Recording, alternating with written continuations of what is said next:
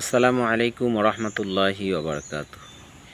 Ishaq foundation কর্তৃক প্রতিষ্ঠিত বাইতুল হামদ ইসলামী শিল্পী গোষ্ঠীর পক্ষ থেকে আমি মোহাম্মদ ইসহাক হোসাইন সবাইকে আন্তরিক প্রীতি এবং শুভেচ্ছা জানাচ্ছি। আজকে একটা গজলের একটু অংশ বলবো, সেটা হচ্ছে মাকে নিয়ে। মা হচ্ছে আল্লাহ তাআলার অনেক বড় একটা নিয়ামতের ভিতরে অন্যতম একটা নিয়ামত।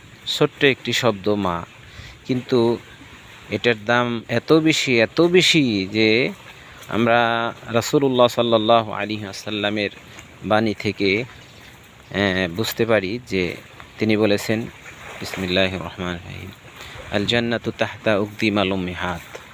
মায়ের পায়ের নিচে হচ্ছে সন্তানের বেহেশত। সেই মা জননী সম্পর্কে আর এক হাদিসে রাসূলুল্লাহ সাল্লাল্লাহু আলাইহি ওয়াসাল্লাম বলছেন পিতামাতা সম্পর্কে, হুয়া জান্নাতুকা ওয়া নারুকা। পিতামাতা হচ্ছে তোমার জান্নাত অথবা জাহান্নাম। আর সেই মাতা পিতাকে আমরা ভুলে আমরা তার খেদমত থেকে দূরে সরে গেছি, অথচ আল্লাহ তাআলার সেই জান্নাত আর এক হাদিস থেকে আমরা পাই যে রাসূলুল্লাহ সাল্লাল্লাহু আলাইহি ওয়াসাল্লাম বলেছেন পিতা সম্পর্কে, যে পিতা হচ্ছে তোমার জান্নাতের ভিতরে অন্যতম একটা সেরা দরজা। এই দরজা কেউ ইচ্ছা করলে টিকিয়ে রাখতে পারে, আর এই দরজা ইচ্ছা করলে কেউ ভেঙে ফেলে। অর্থাৎ টিকিয়ে রাখা মানে হচ্ছে এই বাবার সন্তুষ্টি মোতাবেক, বাবাকে কষ্ট না দিয়ে বাবার সন্তুষ্টি মোতাবেক চললে তাহলে দেখা যাচ্ছে সে জান্নাতের দরজা টিকিয়ে রাখতে পারে। আর বাবাকে অসন্তুষ্ট করলে, বাবার মনে কষ্ট দিলে, বাবাকে ঠিকমতো সন্তুষ্টি না রাখতে পারলে দেখা গেছে যে সেই দরজাটা ভেঙে দেওয়া হয়। জান্নাতের দরজা টিকে রাখা কষ্ট। যে এই হাদিস থেকে আমরা বুঝতে পারি যে আসলে বাবা মা যারা আছে তার আমরা বুঝি না, কিন্তু বাবা মা হারাই গেলে আমরা তখন বুঝি যে বাবা হচ্ছে কত বড় একটা নিয়ামত, কত বড় নিয়ামত।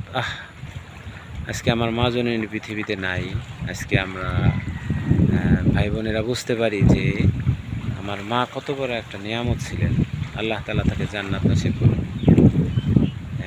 তো সৎ মা আসলেও আসলে মায়ের অভাব, মায়ের যেটা পূরণ সেটা হয় না।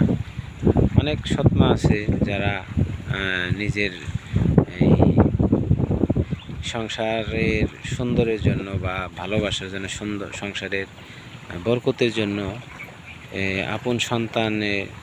আপন সন্তানদেরকে যেভাবে আদর সোহাগ করে, তার সৎ সন্তানদেরকেও সেভাবে আদর সোহাগ করে।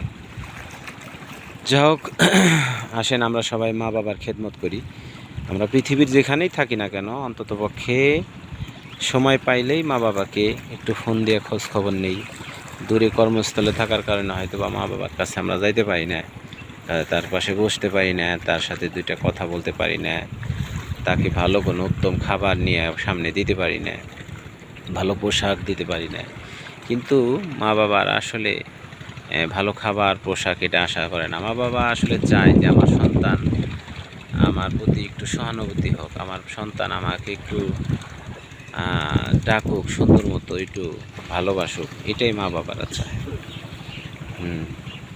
যাই হোক, সেই মা জননী কত বড় একটা মা এবং বাবা যাদের বেঁচে আছে, আমরা সবাই যেন সে মা বাবার খেদমত করে জান্নাত কামাই করতে পারি। আল্লাহ তাআলা সেই তৌফিক দান করুন। তো একটা কলি আমি বলতেছি মাকে নিয়ে, বিশেষ করে, মা গো মা তুমি এই ধরনীর শ্রেষ্ঠ নিয়ামত, তোমারই পদ তলে রয়েছে জান্নাত। মা গো তোমারই পদ তলে রয়েছে জান্নাত। মা গো মা তুমি এই ধরনীর শ্রেষ্ঠ নিয়ামত, তোমারই পদ তলে রয়েছে জান্নাত। মা গো তোমারই পদ তলে রয়েছে জান্নাত। আসসালামু আলাইকুম ওয়া রাহমাতুল্লাহ।